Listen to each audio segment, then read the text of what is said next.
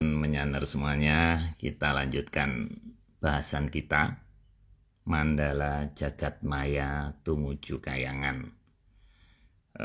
Mohon maaf 30 menit terlambat karena memang saya lagi di Bandung ini. Kita tunggu koneksi Mas Agung. Oke.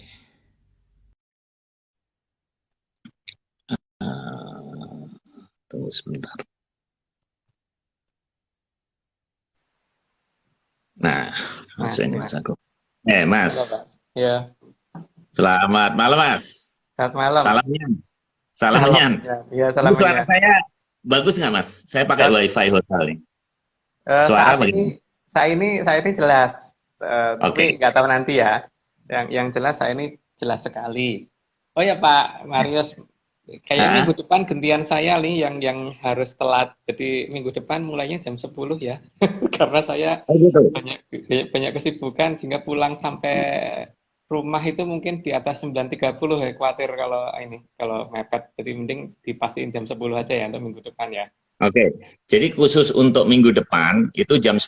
Tapi minggu depannya lagi balik Normal, jam 9. normal. Ya, ya, Oke. normal. Baik. Oke, Mas. Thank you. Saya posisi di Bandung nih, Mas Agung. Lalu lintas Wah, sudah ramai. nggak ajak-ajak ini. Ya, begitulah mengamankan cash flow Atlantis, Mas. Oh, gitu. Oke. Ya, kita lanjutkan Mas, ini ada 41 rekan-rekan yang udah gabung. Terima Oh, kasih, kita ya. lanjutkan. Hari ini saya mendapat kiriman dari Mas Nogo, Mas Iwan, sama Aryo. Ada 33 slide, cukup banyak ini. Makanya kita kebut kembali lagi ke flyer. Jadi banyak yang komen keren katanya. Seperti kayak Siti Sirik lagi naik sapu terbang. Keren sekali nih gambarnya nih. Oke, terima kasih Mas Nogo. Kita lanjutkan Mas Agung ya. Ya. Oke, ini slide pertama. Oke, Eh, ini penjelasannya panjang sekali. Ini saya Ya. bacain Mas Agung. Ya, Saya bacain monggo. dulu. Monggo. Oke, Kalau saya ya. kan malas baca. Monggo. Ya, baik, nanti Mas Agung bisa menambahkan. Ya. Yang dinamakan Jagat Ageng itu terdiri dari Arcapada atau bumi, Dirgantara, Akasa, dan Ngantariksa, yang masing-masing terdiri dari 7 lapisan. Pada dasarnya terdapat 3 jagat, jagat alit atau jagat kecil, yakni manusia itu sendiri, yang terdiri dari 7 lapisan. Dalam bahasa kekinian, jagat alit dikenal sebagai mikrokosmos. Jagat ageng atau jagat besar dalam bahasa kekinian dikenal sebagai makrokosmos dan total semua terdiri dari 28 lapisan dari Sapta Pratala sampai Sapta Ngantariksa. Jagat langgeng atau jagat abadi atau kayangan dalam bahasa kekinian versi kita yang dikenal sebagai eternal kosmos, mulai dari Sela Matangkep sampai ke kayangan Puncaking Pemalang. Bagi masyarakat Atlantis, di atas langit Atlantis itu masih ada Dirgantara, Akasa, dan Ngantariksa yang totalnya berjumlah 21 lapisan. Nah ini uh, ada tambahan Mas, silakan Mas. Ya.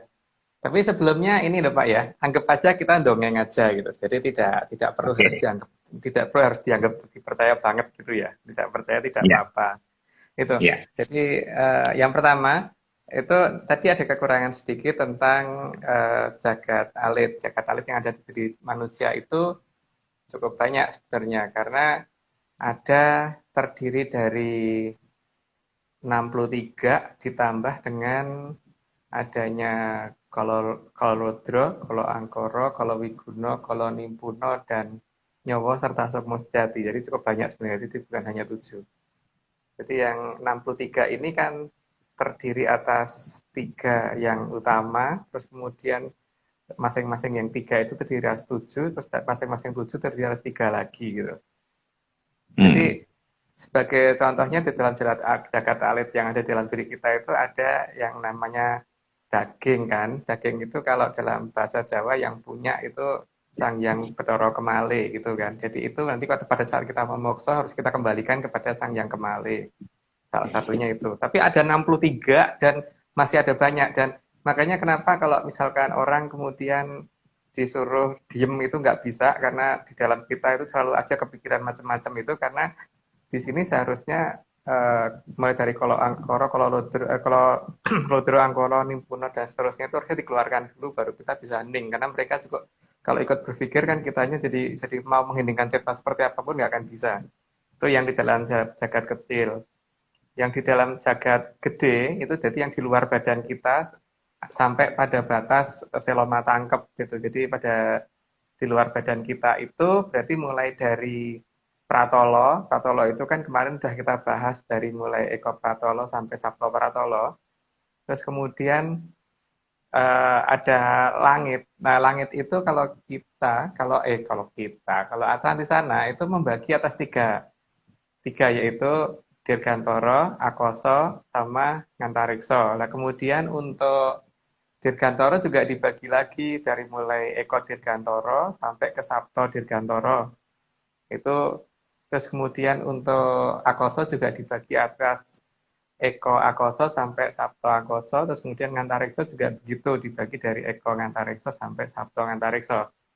Nah, yang paling dekat dengan kita saja gitulah ya yang saya ini ya, tapi nggak semuanya, karena memang tidak diizinkan atau didetailkan secara ini. Jadi yang paling dekat dengan kita kan ada Eko Dirgantoro, itu yang salah satu penguasa dari Eko Dirgantoro kan Sang Hyang Bathara Sucitro, itu putranya Sang Hyang Bathara Indro.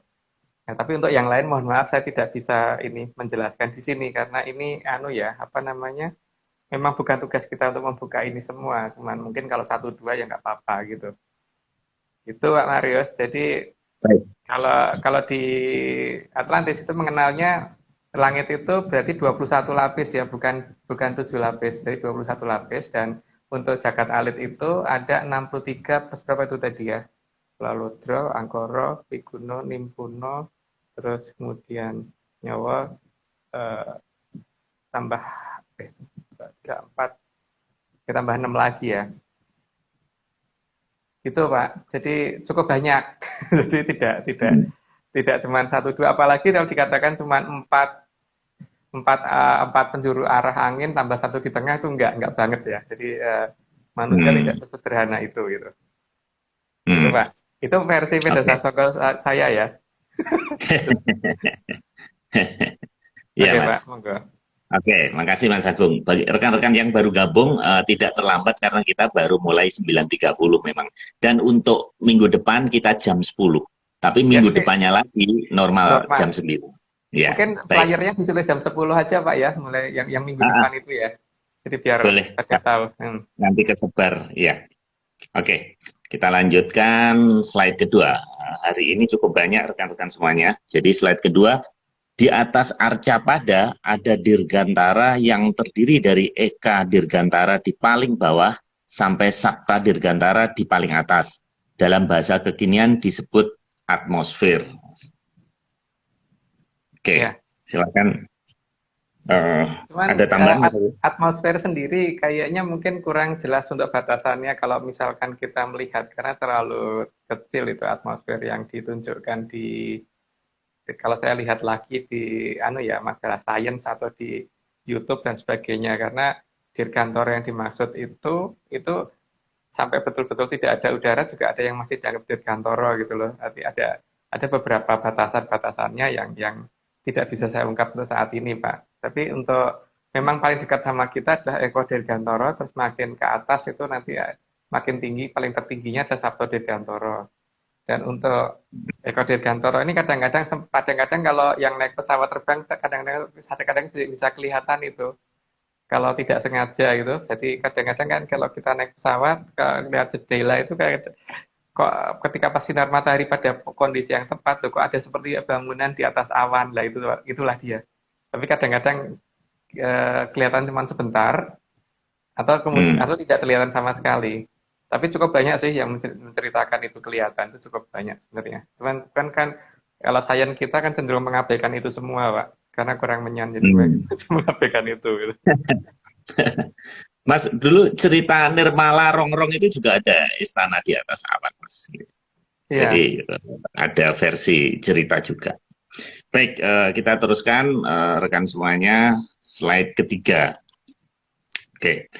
Di atas Sapta Dirgantara ada akasa yang terdiri dari Eka Akasa sampai Sapta Akasa atau akasa tertinggi yang terjauh dari Sapta Dirgantara. Dalam bahasa kekinian, akasa dinamakan galaksi. Dalam bahasa zaman dulu, galaksi disebut jagat wilangan. Loh, ini kok kayak kayak hutan di Saradan, Mas. Namanya wilangan antara Caruban dan, dan Saradan itu ada hutan namanya wilangan, Mas. Ya memang, Gimana ya. penjelasan?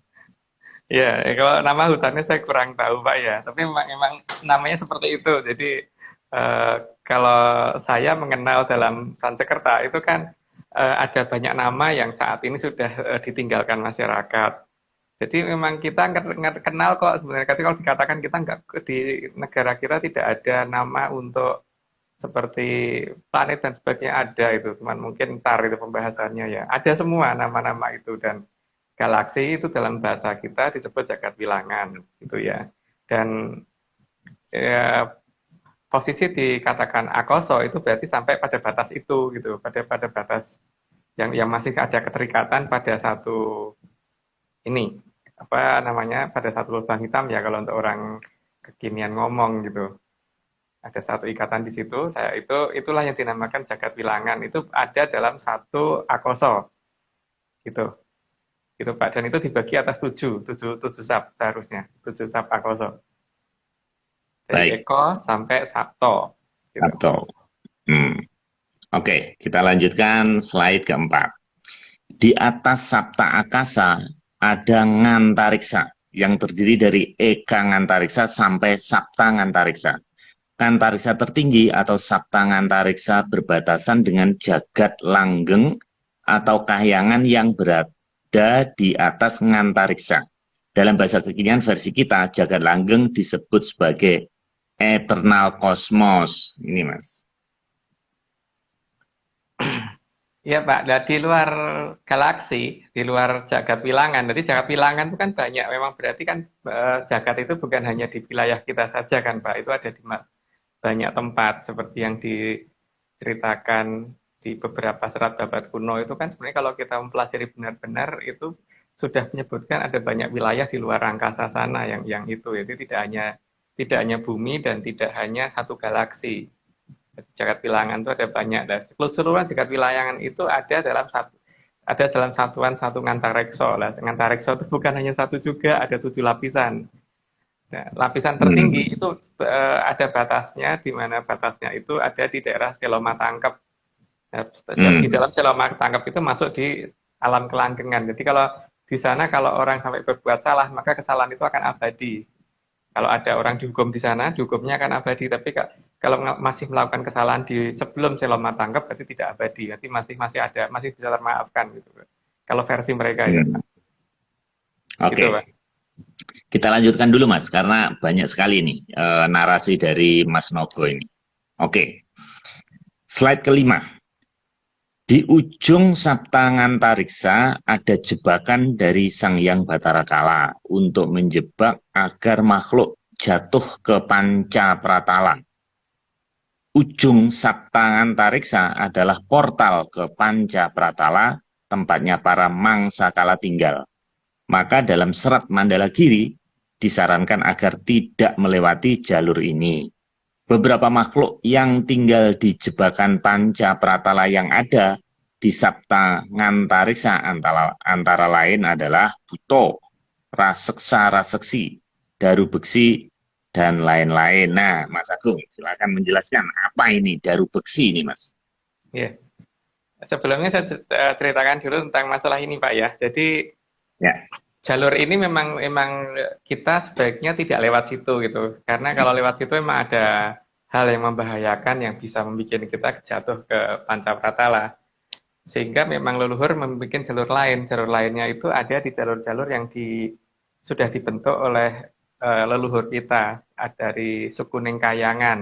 Nah, suku Ningkayangan itu ada banyak banget dan itu mungkin kapan-kapan kalau ada waktu ya mungkin kita jelasin satu-satu ya. Tapi salah satu suku Ningkayangan yang paling jelas adalah tempatnya Hapsoro Hapsari kan Pak. Jadi ada di Pedanyangan terdekat dari tempat kita itu yang harusnya bisa kita akses untuk menuju kayangannya Hapsoro Hapsari yang pasti udah langsung masuk ke Jagat Kelanggengan gitu. Nah sekarang Hmm. memang yang paling berbahaya dari mereka itu adalah daru beksi karena daru beksi itu adalah sesuatu yang tidak terlihat dan itu ada dari Ponco Pratolo yang saat ini kemungkinan sudah mulai akan bergerak menuju ke Eko Pratolo karena posisi nagih janji. Gejala awal Hmm. yang dialami biasanya Pak kalau orang sudah terkena daru beksi, gejala daru beksi kan ada 3 macam itu daru beksi yang kecil, madyo sampai yang cukup berat. Untuk yang Hmm. daru beksi kecil itu biasanya gejalanya itu satu banyak-banyak orang yang kemudian apa tuh namanya murus-murus apa ya dalam bahasa Jawa ya besar-besar gitu Pak itu gejala awal tapi Diare. ya, diare tapi massal. Hmm. Kalau sudah agak kalau daru beksi yang sudah agak madyo itu mungkin bisa membuat orang sampai apa, pingsan atau apa tapi ya yang lebih besar lagi mohon maaf kita nggak berani menjelaskan karena nanti tidak dianggap meresahkan masyarakat gitu ya karena proses nagih janji kan memang Hmm. daru beksi akan muncul ke permukaan gitu Pak. Tapi paling Hmm. tidak daru beksi itu seperti itulah wujud dari salah satu makhluk dari kan ada 40 macam itu. Dari 40 Hmm. macam itu salah satu wujudnya adalah daru beksi kan ada tetean, ilu, banaspati dan sebagainya gitu. Itu banyak banget dan daru beksi adalah salah satu dari 40 jenis perkasaan yang ada di Ponco Pratolo. Gitu Pak. Cuman Hmm. mungkin ya tidak bisa terlalu detail. Kalau pengen detail ya nanti mungkin kalau pas bisa kapan-kapan ketemu saja. Kalau lewat online kan nggak enak. Hmm. Ya, itu gambarnya kayak api menyala-nyala, Mas. Orang kelempar. Nah, saya pakai merah ini juga itu, maksudnya. Saya menyesuaikan itu warna itu. Tapi saya nggak ngomong itu neraka ya, nanti jadi salah lagi. Saya takut dimarahin Mas Agung. Jadi jangan. Gitu. Ya kita memang nggak Kita, kenal itu ya Pak. oke. Kita teruskan. Kita teruskan. Oke. Nah, ini ada apa ini? Ada Volvo. Maka leluhur membuat jalur Oke. lain yang dibuat oleh Raden Bambang Wisanggeni dan Raden Antasena agar manusia tidak terjebak melalui jalur ini. Jalur naik ke Kayangan yang diatur oleh Raden Antasena dan Raden Bambang Wisanggeni sungguh merupakan jalur yang bagaikan jalur khusus kelas VIP bagi masyarakat Atlantis. Wah, ini busway Mas ini, Mas. Busway. Iya, Ya, iya. Ya, gimana jadi Mas? kan pada saat akan perang Bratayuda itu kan ada beberapa hal yang menurut saya terdegradasi ceritanya. Karena di pihak Pendowo itu kan ada Bambang Wisanggeni, terus Antasena sama Antarja yang tidak terkalahkan. Terus kemudian seolah-olah itu ditipu sama Kresna supaya ketiganya balik ke alam kelanggengan gitu kan Pak. Beliau tidak demikian sebenarnya. Jadi Antarja itu mempersiapkan supaya Panca Pratolo sama Eko Pratolo apa Panca Pratolo sama Sat Pratolo itu nanti makhluknya tidak kelayaban. Terus kemudian si Antasena itu sama Bambang Wisanggeni itu mempersiapkan jalur ketika nanti ada korban dari Bratayuda supaya mereka tidak masuk ke Poncopratolo melalui Sabto Ngantariksa. Makanya dibikinkan jalur khusus oleh mereka berdua itu. Itu ada di Mandologiri ya, seharusnya cerita ini. Gitu Pak. Sehingga akhirnya kan kalau bagi masyarakat Atlantis masuk ke Kayangan itu lebih gampang daripada masuk ke Poncopratolo gitu. Gitu Pak. Hmm, iya. Tadi Mas kok jatuhnya ke Ponco itu kenapa Mas ya? Yang tadi slide sebelumnya itu. Karena di situ kan ada tempatnya Kolo Mongso dan Mongso Kolo loh Pak. Jadi mereka memang Oh, mencari mangsa untuk mereka kan. Jadi kalau kalau misalnya kita hmm, salah langkah dan tidak mengenal peta ya ini untuk masyarakat Atlantis menganggap bahwa seperti itu yang terjadi. Maka ya kemudian harus diadakan jalur khusus untuk mereka gitu. Yang disediakan oleh hmm. nenek moyang mereka. Maka disitulah mereka sangat menghormati banget Hapsoro, Hapsari, dan sebagainya itu seperti yang kita ceritakan di awal-awal kemarin itu. Gitu Pak. Baik, kita teruskan Mas. Slide ketujuh dari 33 slide. Sehingga ada tangga istimewa yang dimiliki masyarakat Atlantis untuk mencapai Kahyangan tanpa harus melewati Sapta Ngantariksa. Nah, ini ada shortcut, Mas. Ya, ya betul Pak, Ya. emang ada. Makanya untuk eh, untuk itu kan masyarakat di sana dari mulai semenjak kecil itu sudah diajari yang namanya Rego Sukmo supaya sudah ngerti dulu jalur sebelum surat izin terbitnya habis gitu. Seperti Hmm. yang terjadi di desa saya waktu dulu kan juga demikian. Anak-anak kecil itu sudah diajari dulu sama orang-orang tuanya. Teman sekarang kan ini sudah berubah Pak zaman. Jadi ya tradisi seperti ini sudah tidak ada lagi gitu. Sehingga Hmm. mungkin masyarakat di generasi saya lah yang masih mengenal gitu untuk hal seperti ini. Cuman ya untuk Atlantis sampai sampai dengan hari ini kan mereka masih menggunakan itu. Jadi masih ini Pak, masih tradisi di sana masih kepegang gitu. Oke, baik Mas, kita teruskan. Oke, slide ke-8. Maka gerbang Kahyangan tidak hanya satu, tapi ada banyak. Diharapkan tidak ada masyarakat Atlantis yang terjebak dan jatuh ke panca pratala. Iya Pak, gerbang ada banyak karena kan Hapsara Hapsari ada banyak. Durandoro Durandari Hmm, juga banyak, Widodoro Widodari juga banyak. Jadi kita tinggal memilih kan mau lewat leluhur kita yang mana gitu. Mau minta tolong leluhur ya. kita yang mana dan kalau kita mengenal beliau dan bisa bertemu dengan beliau kan berarti kita tinggal ngikutin beliau aja kan Pak. Sebenarnya itu kan. Hmm, Kalau toh kita ya, tidak ngerti jalur, berarti kita tinggal ngikutin beliau pada saat beliau balik. ya. Tapi ini rekan-rekan saya sarankan jangan eksperimen yang aneh-aneh ya karena di chat ada yang nanya tentang begitu-begitu. Jangan, biarkan Mas Agung aja, sudah cukup satu aja. Jangan nanti kalau nggak bisa balik nanti saya diinterogasi polisi nanti. Jangan kita tidak. Ini Anggap acara aja malam dongeng. hari jadi bukan acara anak-anak. Ya. Anggap aja kita dongeng Baik, aja gitu Pak ya. ya dongeng aja dulu. Kita ikutin aja dulu. Baik, kita lanjutkan slide berikutnya. Agar tidak salah arah, beberapa leluhur Atlantis yang dari wujud Hapsara-Hapsari ke atas juga melakukan pengawalan agar jangan ada yang jatuh ke panca pratala. Ya, ya, Iya Pak, memang memang begitu. ya. Jadi kan memang kita tinggal ngikutin nenek moyang kita kan, dan nenek moyang kita pasti juga tidak mau anaknya celaka itu. Jadi kawal betul dan satu orang itu bisa dikawal lebih dari dua Hapsara Hapsari gitu. Karena memang saking sayangnya mereka kan. Karena sebagai orang tua bagaimanapun juga tidak akan mau anaknya salah arah gitu. Asal kita kenal beliau ya. Kecuali kalau kita tidak mau mengenal beliau itu kan perkara yang berbeda. Tapi kan emang di kita memang ajaran itu tidak ada, Pak. Itu ya tidak perlu diikuti gitu. Jadi ya Ya. anggap aja dongeng aja gitu. Baik, oke Mas. Kita lanjutkan ke 10. Sehingga semua dapat sampai ke Kayangan Suralaya. Loh, ini kok kayak yang di Banten itu ada PLTU Suralaya, Mas. Suro itu tempat loyo dari kata pralaya artinya mati, Pak. Itu tempatnya orang yang sudah meninggal gitu loh. Kalau kalau Oh, versi mereka loh ya. Jadi ini sekali lagi oh, jangan jangan disamakan dengan apa yang ada di agama di Indonesia ya. Karena di kita kan memang sudah berbeda dengan itu. Gitu. hmm. Itu, Pak. Ini eh, Suro mati ya, Suro Suralaya itu tempat tempat, mati. Suro Suro itu tempat. tempat, Loyo dari Praloyo kata mati. ya mati, iya. Ya, ini kebetulan teman saya ada yang jadi komisaris PLN, Mas. Jadi itu namanya aja salah itu. Makanya listriknya biar pet kan mati hidup itu karena namanya PLTU Suralaya. Nah, itu yang ada di ujung kulon sana itu. Mungkin nama pemilihannya salah Mas itu Mas. Makanya Mungkin ini, Pak. PLN ya ya Ini kan itu itu kan biar nama Sansekerta begitu. Mungkin di daerah sana ada penamaan untuk mengartikan sebagai arti yang lain ya mungkin beda artinya, Pak. Tapi untuk oh ya, penamaan dari dalam versi Sansekertanya Atlantis itu adalah tempat seperti itu. Tapi untuk di versi ya. masyarakat sana nggak tahu ya, gitu. Oke.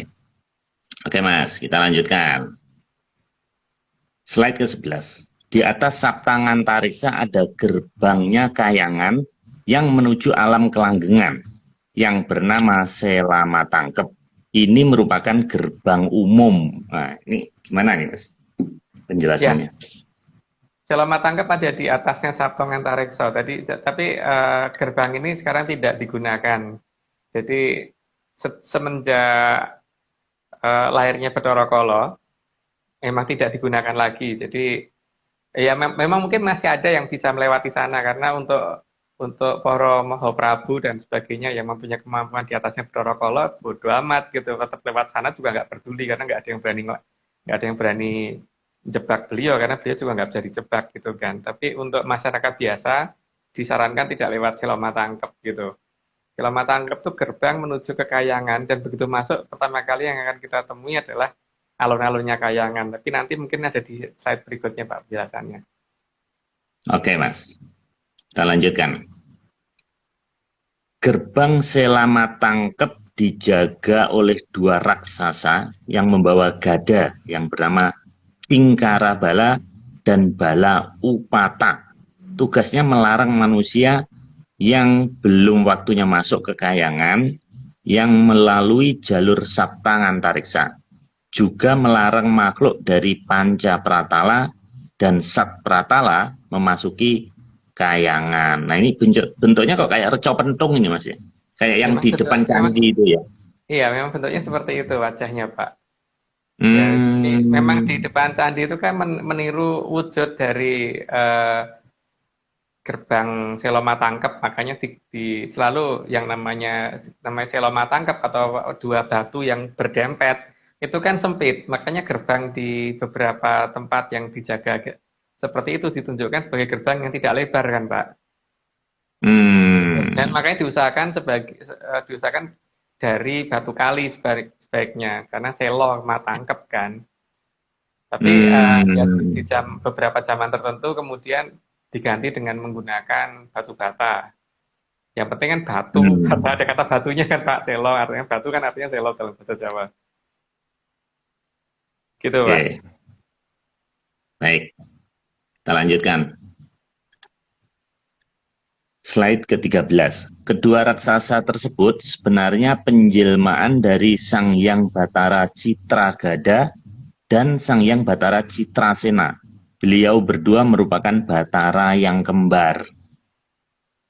Ya, Oh, oke kan oke oke. aslinya ganteng-ganteng banget itu Pak. Tapi cuman masalahnya kan supaya ini ya, apa namanya, karena di ujung Sabto Ngantariksa yang berbatasan dengan Matangkep itu kan langsung berbatasan dengan jebakannya Bathara Kala. Makanya beliau menggunakan wujud raseksa untuk jaga di Matangkep supaya ini apa namanya dari pihak manusia yang belum waktunya juga balik karena supaya supaya nggak nerobos ke sana sekalian untuk peringatan bahwa hati-hati dengan Sabto Ngantareksa gitu. Makanya beliau menggunakan wujud seperti itu.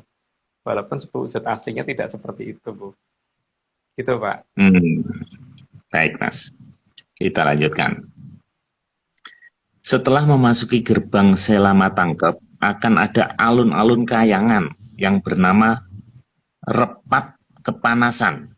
Dikatakan kepanasan karena letaknya terlalu dekat dengan jebakan Bathara Kala yang ada di luar gerbang Selamatangkep.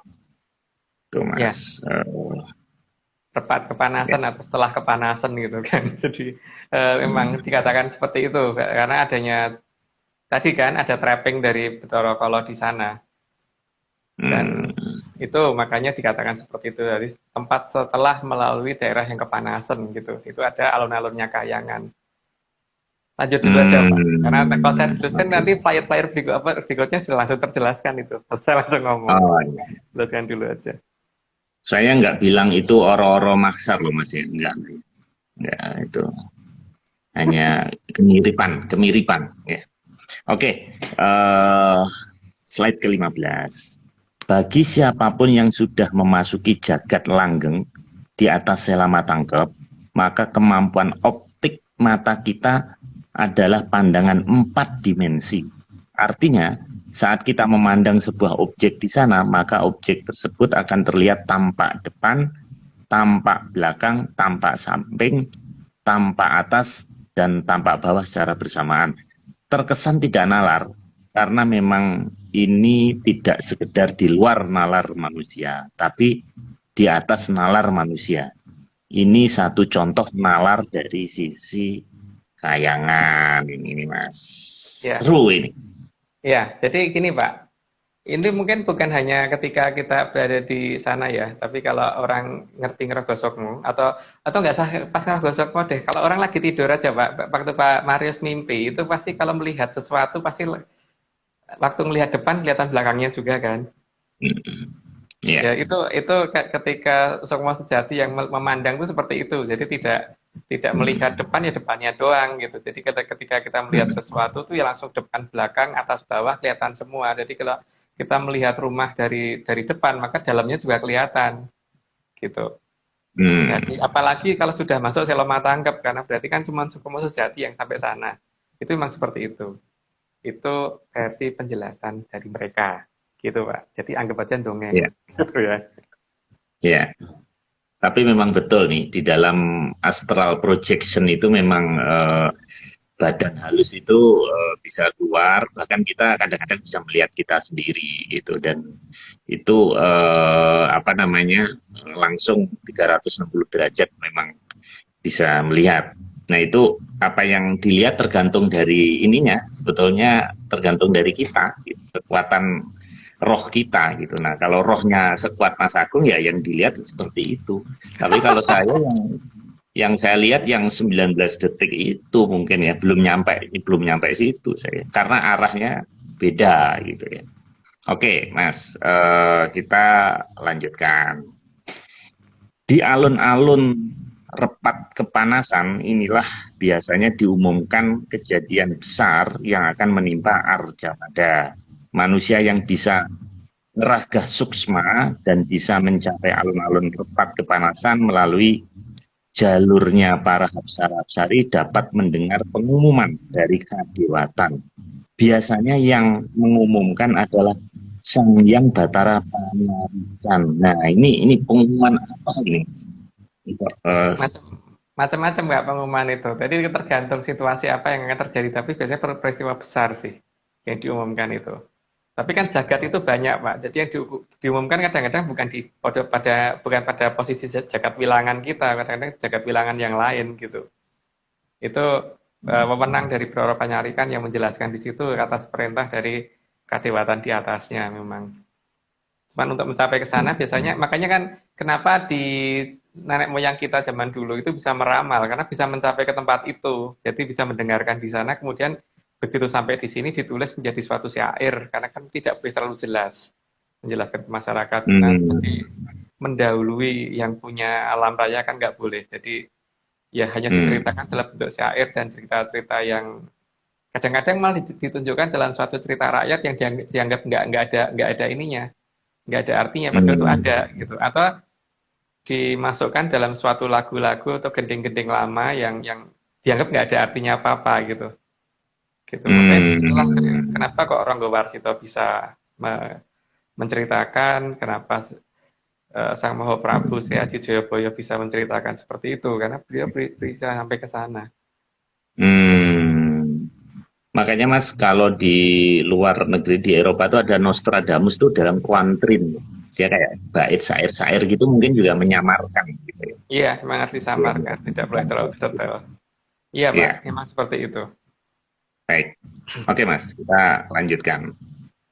Slide ke-17 dari 33.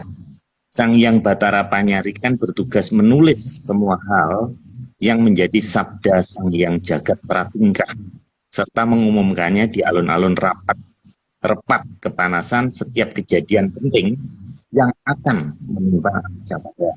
Beliau juga yang memiliki kala nimpuna yang ada di setiap manusia, sehingga beliau bisa mengamati secara langsung semua manusia. Wah, ini ada istilah-istilah baru nih Mas, saya baru tahu ada Sang Yang Jagat Pratingka, ada Nimpuna segala ini. Apa ini Mas?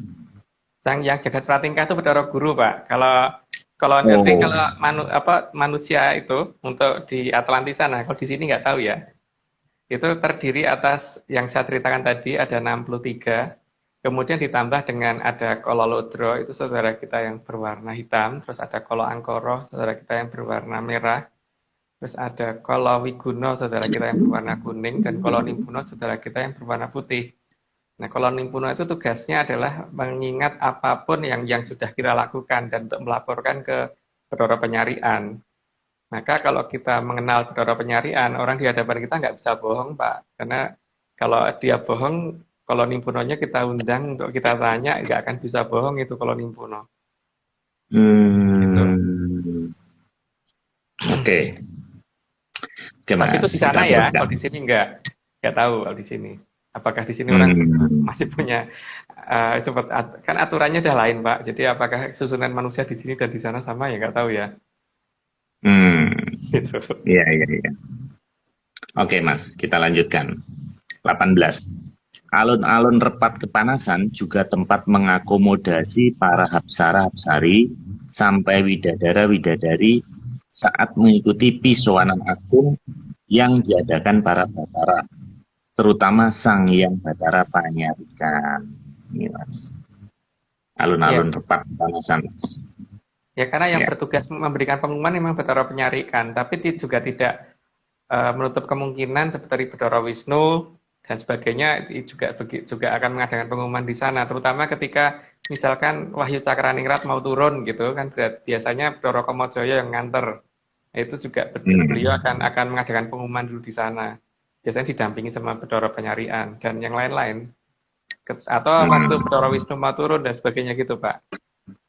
Jadi Oke. memang di sana juga ini, makanya kan kemudian Hapsoro Hapsari dan Widodoro Widodari supaya menyiapkan anak putunya yang ada di Arcokodo untuk bisa menerima. Jadi kan pengumuman dulu, terus sekian lama baru beliau turun gitu kan, supaya sudah ada yang bisa ketempatan gitu. Karena itu yang bisa menyiapkan kan para Hapsoro Hapsari dan ke atas supaya ada anak cucu yang bisa ketempatan. Wahyu Cakraningrat tersebut. Hmm. Gitu, Pak. Oke. Oke, Mas. Kita lanjutkan.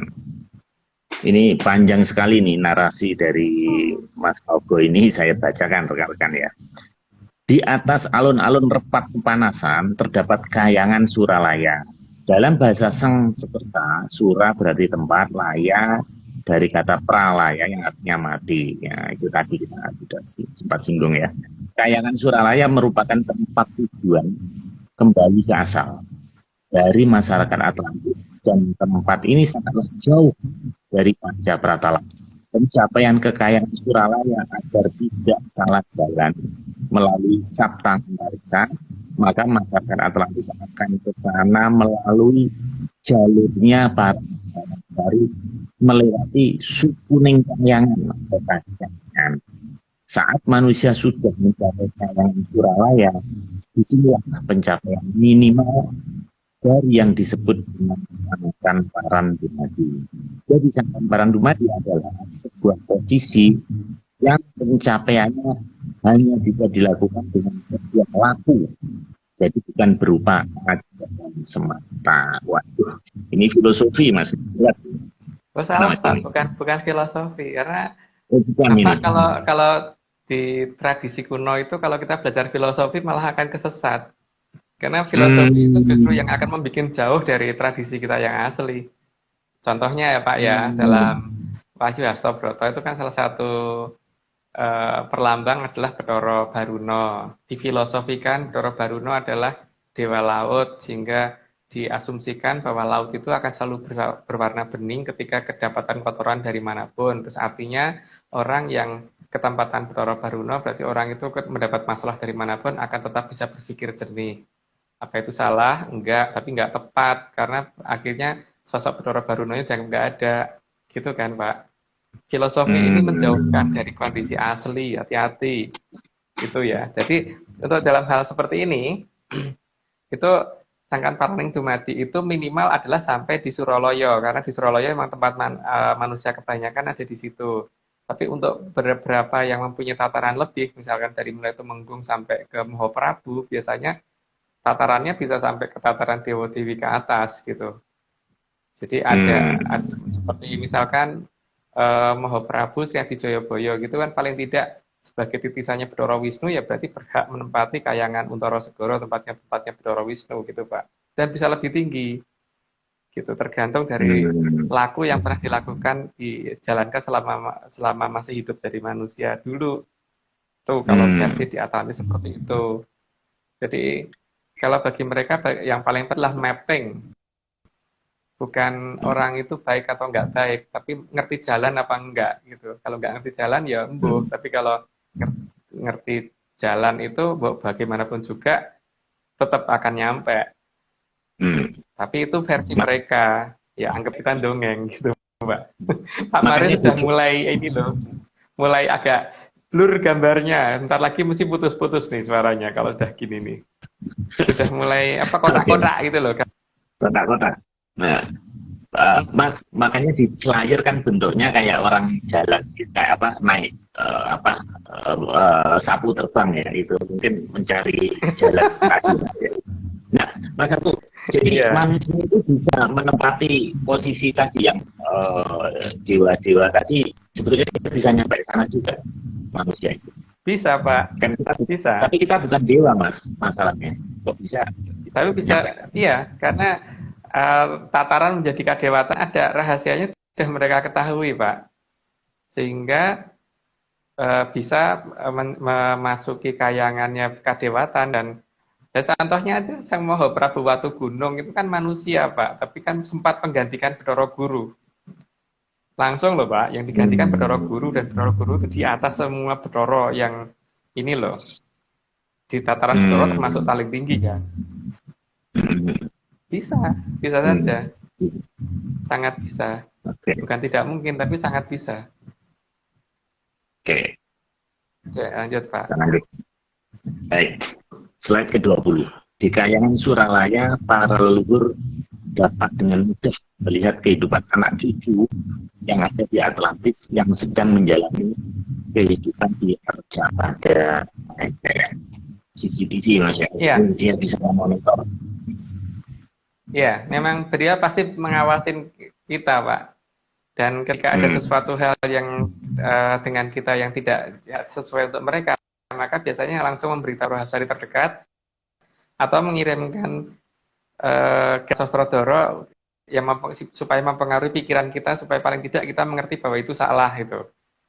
Gitu, Pak. Yeah. Tapi kan kadang-kadang itu tidak didengar oleh kita sendiri. Gitu loh. Tapi ini kan dongeng Pak ya. Dongeng ya. Iya.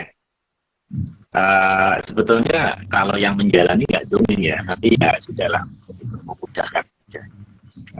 Biar tidak boleh didiskusikan tapi tidak boleh Oke Mas, kita lanjut. Slide ke-21. Dari kayangan Suralaya inilah para leluhur Atlantis sering membisikkan ke anak cucu agar jangan ada yang salah. Ya, seperti yang saya katakan tadi.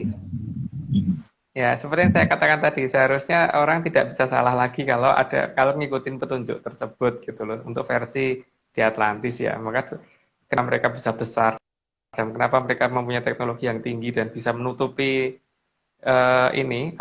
semua hal yang sehingga tidak bisa dilihat oleh masyarakat kita, karena mereka sangat dekat dengan leluhur mereka dan mereka sangat dekat dengan kayangan.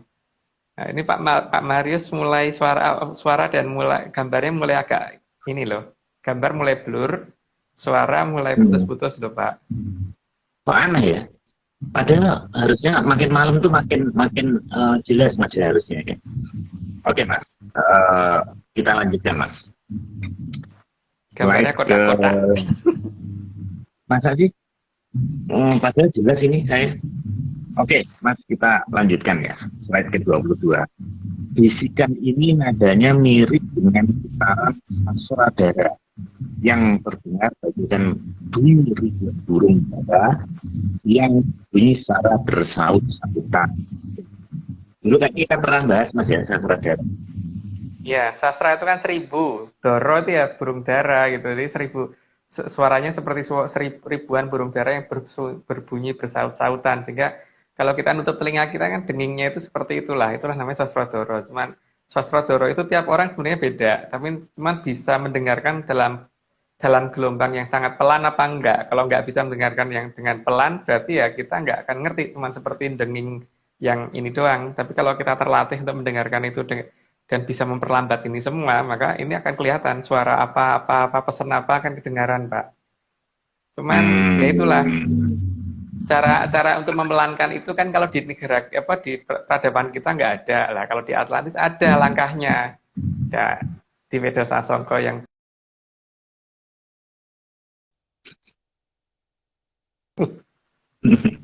gitu Pak.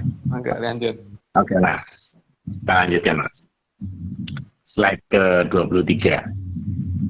Gelombang sasradara ini susah untuk didengarkan, tapi bisa ditangkap oleh ambang bawah sadar manusia Atlantis. Sehingga kadang terdefinisi melalui mimpi pada saat pus tak tajam atau tergambar secara sepintas dalam dada. Sehingga saat kan manusia merasa pernah melakukan hal-hal yang dilakukan. Istilah ini adalah dejavu. Ini ada istilah puspa tajam. Jadi kalau di desa saya dulu Pak ya, ini bukan di Atlantis ya, saya ngomong di desa saya dulu ya. Orang itu kalau tidur terbagi atas 3 macam mimpi. Ada titioni, gondoyoni, sama puspa tajem. Titioni itu berarti kalau orang baru tidur sore kemudian terbangun mimpi terus terbangun, nah itu namanya titioni. Itu artinya tidak ada artinya kalau titioni. Kalau gondoyoni itu kan kalau biasanya kita mimpi mendekati tengah malam atau tengah malam itu Pak. Itu jarang yang ada artinya yang sebenarnya. Kalau puspa tajem itu yang mendekati para esok. Jadi mendekati sebelum matahari muncul. Kita mimpi di saat itu dan tiba-tiba terbangun, itu biasanya akan terjadi beneran. Tapi ya tergantung ya, itu kan bagaimana kita mendefinisikan dan kemampuan mengingat setelah bangun tidur kan. Itu yang namanya puspa tajem. Nah, di sini kan yang jadi masalah kan adalah bagaimana kita mendefinisikan ini semua. Kalau perlu kan denging ini bagaimana kita dengarkan, karena bawah sadar kita ini sebenarnya bisa nangkep Pak. Cuma masalahnya kan bagaimana kita mendefinisikan supaya bawah sadar kita itu bisa mengartikan. Karena sebagai contoh begini Pak ya, kita dulu pernah mencoba untuk mengadakan uji coba tentang masalah bawah sadar manusia ini dengan cara waktu itu kita bikin layar tancap di daerah sekitar Tepus kalau nggak salah, lupa nama desanya apa ya, Tepus kalau nggak salah. Nah di situ kita adakan layar tancap, terus kemudian kita sambil nyoba jualan Coca-Cola sama jualan Fanta merah. Tapi dalam video yang kita setel tadi itu beberapa gambar sengaja kita ganti dengan gambar Fanta merah. Nah, kita cuma pengen tahu kalau pada sekian gambar per sekian detik itu kita ganti, apakah ini bisa ditangkap oleh masyarakat? Dan ternyata benar Pak. Akhirnya banyak orang rebutan Fanta merah dan Coca-Colanya nggak laku gitu kan. Terus kemudian kita nyoba di desa lain dengan jualan yang sama, tapi kali ini semua gambar Fanta merah kita ganti gambar Coca-Cola gitu. Dan ternyata Coca-Colanya habis, Fanta merahnya nggak laku sama sekali. Artinya bawah sadar kita. Tapi kalau kita ngelihat video tadi, gambar Coca-Cola dan Fanta merah tidak pernah kelihatan sama sekali Pak. Karena itu hanya berapa gambar dalam sekian jam gitu loh. Hanya berapa gambar dalam sekian jam. Dan sementara kan kalau kita adakan editing itu biasanya 1 detik itu 26 frame gambar. Nah, dalam 1 detik itu 26 frame gambar itu kita ganti beberapa, tapi kita tidak akan jelaskan di sini berapa frame gambar yang kita ganti supaya bisa ketangkep di bawah sadar. Karena di sini latihan pengaktifan bawah sadar inilah yang dilakukan oleh kita dan teman-teman supaya kita bisa mendengarkan sosodoro dan bisa melihat sesuatu yang tidak terlihat. Kalau terbiasa itu kan sesuatu yang tidak terlihat orang umum jadi terlihat toh Pak. Cuman ya itu tadi saat ini kan tata cara seperti itu dirubah menjadi puasa toh Pak. Sayangnya itu kan nggak nyambung jadinya. Ya. Oke. Berat ini, berat. Oke Mas, kita lanjutkan dulu Mas. Ini tinggal 38 menit Mas. Ini oke. Kita lanjutkan. tidak semua manusia bisa mendefinisikan dengan benar. Selain karena keterbatasan logika, juga karena penolakan berdasarkan teori kekinian. Teori kekinian memang menganggap tidak ada hal seperti itu. Juga karena tata cara membaca yang tidak ditingkatkan.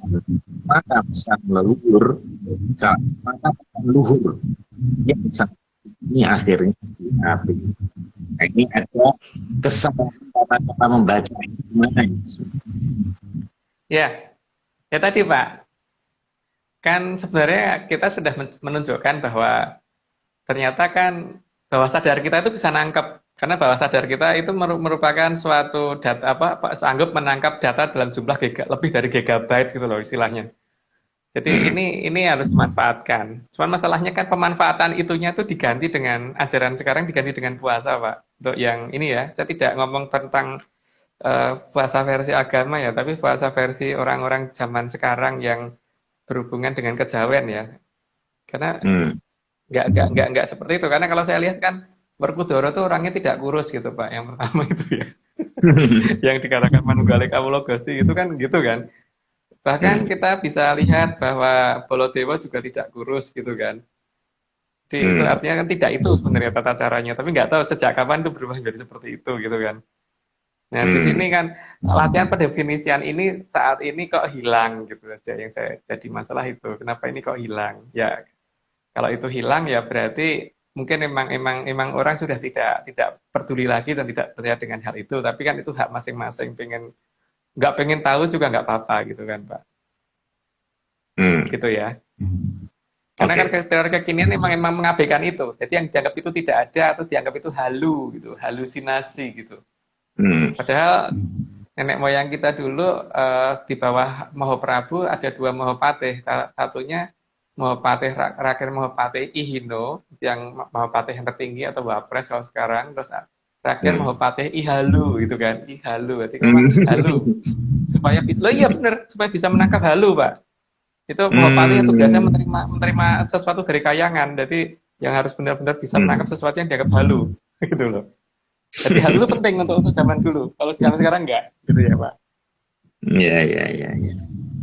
Padahal hal-hal besar itu awalnya dari vision, dari halu itu kan. Iya, dari halu. Nah, jadi kalau halu, kita nggak boleh berhalusinasi, ya itu hak mereka gitu. Tapi kalau saya sih lebih seneng halu-haluan sih Pak. Seperti kayak Jules Verne nulis buku itu akhirnya menginspirasi Thomas Alva Edison dan lain sebagainya sebetulnya. Inspiring. Atau mungkin dia sudah melihat ke depan, nah baru kita mewujudkan. Ya. Makanya zaman dulu kan itu jabatannya Mahapatih loh Pak, Ihalu itu jangan salah loh, bukan cuman RT RW loh, Mahapatih Ihalu itu. Ya mau lanjut Pak. Oke. Kita lanjut rekan-rekan. Slide 25. Tidak sampainya peringatan para leluhur inilah yang menyebabkan mereka sedih. Para leluhur tidak bisa berbuat apa-apa karena tidak punya hak untuk ikut campur secara langsung dengan kehidupan di Arja, Pak.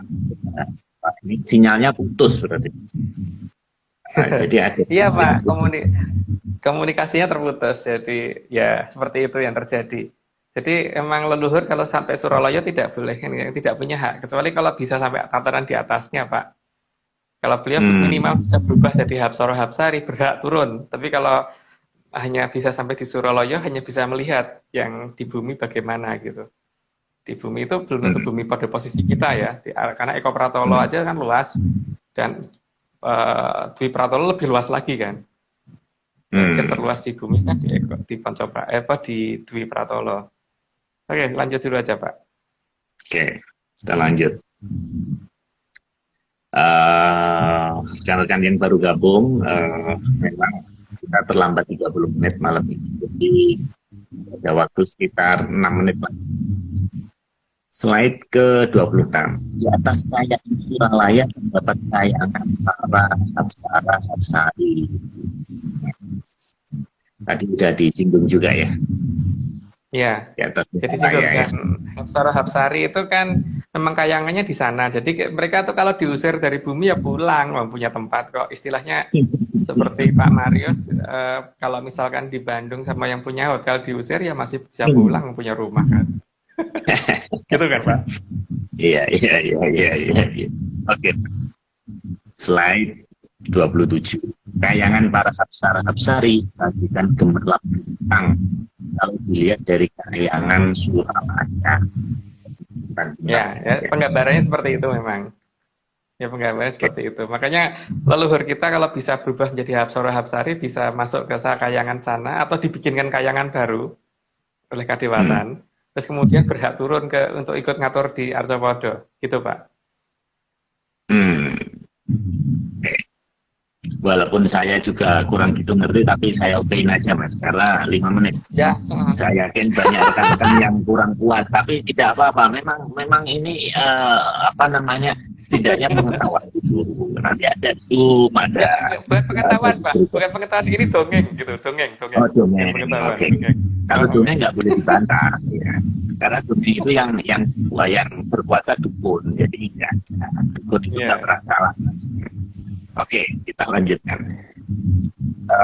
Slide 28. Di atas kayangan para Hapsara-Hapsari terdapat kayangan para Durandara, Durandari. Oh, di atasnya Hapsara-Hapsari. Di atasnya lagi kan.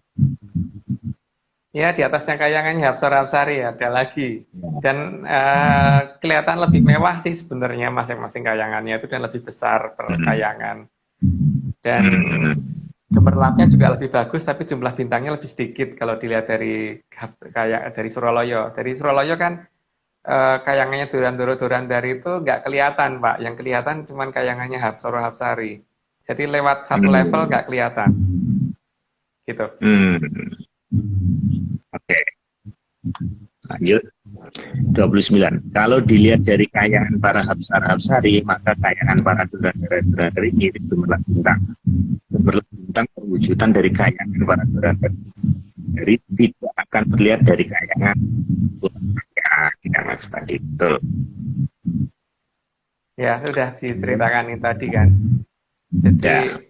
cuman jumlah gemerlapnya tidak sebanyak kayak karena jumlah Durandara-Durandari kan memang lebih sedikit daripada Hapsara Hapsari sehingga kayangannya lebih sedikit sehingga jumlah gemerlapnya juga tidak sebanyak kalau dilihat dari kayangannya Hapsara Hapsari dibandingkan dilihat dari Suralaya itu jumlah bintangnya lebih sedikit gitu Pak karena memang mereka lebih sedikit jumlahnya. Oke. 30. Di atas kayangan para Durandara-Durandari terdapat kayangan para Widadara-Widadari yang di setiap kayangannya akan terlihat dilingkupi pelangi yang sangat terang. Di atasnya lagi mas. Ya di atasnya lagi. Ya itulah makanya kan ketika pedayangan mereka di sini dihancurkan ya mereka milih pulang Pak. Mereka sebenarnya turun juga nggak begitu butuh-butuh amat gitu kan. Turun karena tugas terus kemudian disuruh pergi ya udah pulang. Tempat pulangnya lebih mewah lagi. Gitu. Tapi ya ini dongeng Pak ya. Ya. Oke.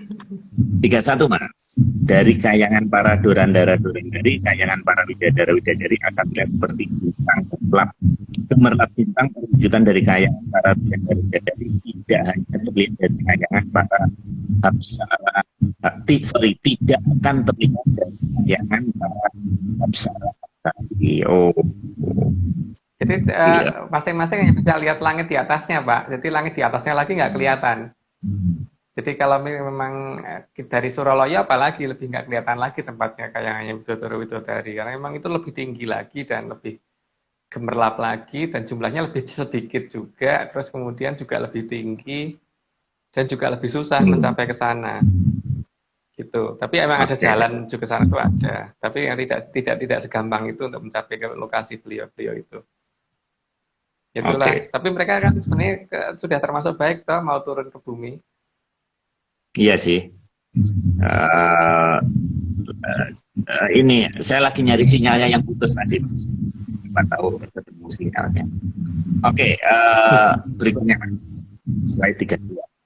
Di kayangan para Widadara-Widadari sering diturunkan pembagian tugas dari para widadari ke para dari para Hapsari. Oh, jadi satu bagian tugas itu dari namanya para widadari. Ya, karena widodari kan danyang tertinggi, Pak. Karena setelah itu kan Sanghyang. Jadi pembagian itu kan dari Dangyang ke Sanghyang. Dari Sanghyang diberitahukan ke Dangyang. Ya, Dangyang yang menerima perintah dari Sanghyang itu kan widodari ini.